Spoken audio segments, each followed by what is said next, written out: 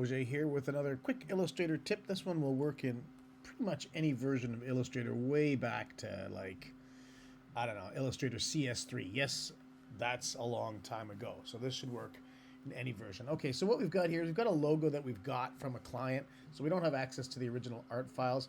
And they've decided they want to create a perfectly mirrored version of this logo. So we really want to put this other ball or atom down here and connect them. So we're going to show you, I'm going to show you here quickly how we can slice this thing in half very mathematically precisely and then heal it up and join it up. It's going to be really, really quick. So first thing we got to do, we're going to slice this thing in half so that we get rid of the two bottom spheres, and then we're going to mirror the whole thing. So we've got to find the exact halfway point within this area. There's a couple of quick ways we can do that.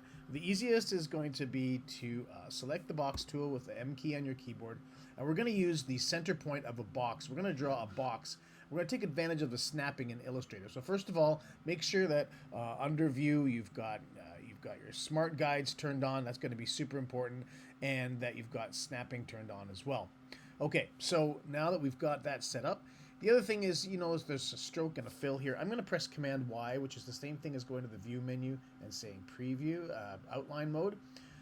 That way we just focus on the exact line. So now I can really zoom in here, and I'm going to take advantage of the snapping. You can see how as I get close to that corner, it says Anchor. It's going to say the same thing when I get down here. Path means we're on the path. Anchor means we're on the actual anchor point. So I'm going to just draw a box diagonally from one to the other. This is a temporary box, so I don't even really care about what the fill or the stroke is. I'm just going to flip it like that just to make it a bit more obvious, but we're not going to use this for very long. The only reason we created the box is to get access to that center line. Now that I've got the center line, I'm going to bring up the line tool.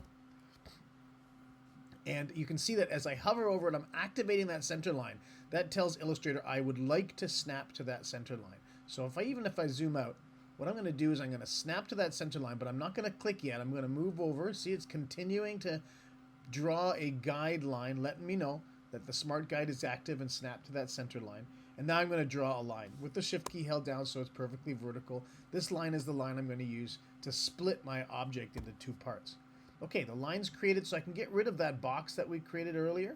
So I'm just going to select it, get rid of it. Now I just have the artwork. So now I can go back out of preview mode. That's Command Y, or back to view outline. So back to main preview mode. And actually, you know what? I'm going to stay in here because I can't really see the line. So I'm going to click on the line, select it. Then I'm going to go to the object, and I'm going to go down to path. And I'm going to say divide objects below. So divide anything that falls below the currently selected line. So I'm just going to do that. And there it is. The object has now been split. So, but you can see it's all one entity. There we go. So I'm going to deselect and then select. Click on those two guys and hit delete. Get rid of them. And we don't need these guys either. All right. Now we're going to take everything that's in here. And I'm going to mirror them using the mirror tool over here. And I'm going to hold down the Option key. The Option key brings up the dialog box because I want a perfect mirror. I don't want to start futzing around with where the center point is and everything. I'm going to move down here, and I'm going to, again, hover over any part of that path because that's going to represent the mirror line. Hold down my Option key. You can see the 3 dots at the bottom of the icon. Actually, that's 4 dots. My eyes are going on me here. And Option click. And now you can see that it's kind of offset. That's not what we want. We want the horizontal mirror here. And really important, we're going to hit that copy button. All right. So a couple of ways that we can heal this up. One way that often works is just to select these two shapes. Let's just make sure I got the right shapes. Yeah, these guys here, right? Select those two shapes, and we can go over to our Pathfinder over here, and we can just simply unite them. And that works really, really well. But I'm going to show you another way in case that doesn't work. Sometimes it doesn't, depending on the geometry.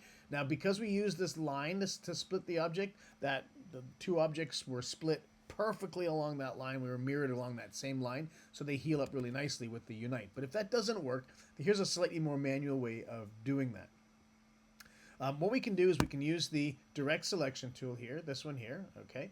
And I'm just going to draw a marquee around all of these anchor points here to get rid of everything there. Okay, so that's now separated this, but no worries. What we're going to do now is we're going to simply select these two anchors here and join them. Command J or Control J if you're on a PC. And we can do the same thing with this. And the beauty of this is that it also doesn't create a middle anchor point there, so it simplifies our artwork a little bit. And I'm a big fan of simplified artwork. And finally, Command J. Now it's all healed up, and we've created that shape. Now it looks like we have lost our inner, there we go, lost our inner shape. That one can be set to none. And what the heck is going on? Ah, yeah. So we've lost our compound path in doing the split. So what we're going to do now is we're going to recompound that path. The compound path is a path with a hole in it, right?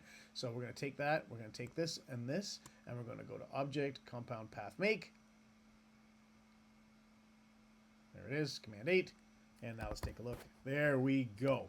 And we're not seeing the other spheres, so that's okay. I'll just do that. There we go. Okay. Hope this tutorial was useful. We'll see you in the next one.